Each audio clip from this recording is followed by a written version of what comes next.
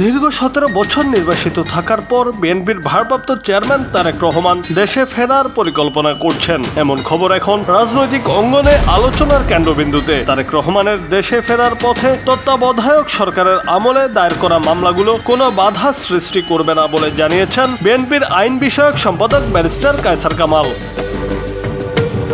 জানা গেছে, তত্ত্বাবধায়ক সরকারের সময় তারেক রহমানের বিরুদ্ধে বিভিন্ন মামলা দায়ের করা হয়েছিল, যার মধ্যে দুর্নীতি, মানি লন্ডারিং এবং ক্ষমতার অপব্যবহারের অভিযোগ রয়েছে। তবে কায়সার কামালের দাবি, এসব মামলার অনেকগুলোই রাজনৈতিক উদ্দেশ্য প্রণোদিত এবং সেগুলোর আইনগত ভিত্তি দুর্বল। আইনি পথ ছাড়া তিনি দেশে ফিরবেন না বলেও জানান এই আইনজীবী।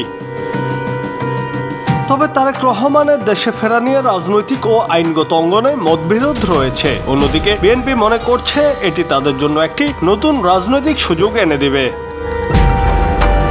এখন দেখার বিষয়, মামলা চলমান থাকা অবস্থায় তিনি কি দেশে ফিরতে স্বাচ্ছন্দ্য বোধ করবেন, নাকি মামলা প্রত্যাহার না হওয়া পর্যন্ত অপেক্ষা করবেন। জুনায়েদ আহমেদ, বাংলা টিভি।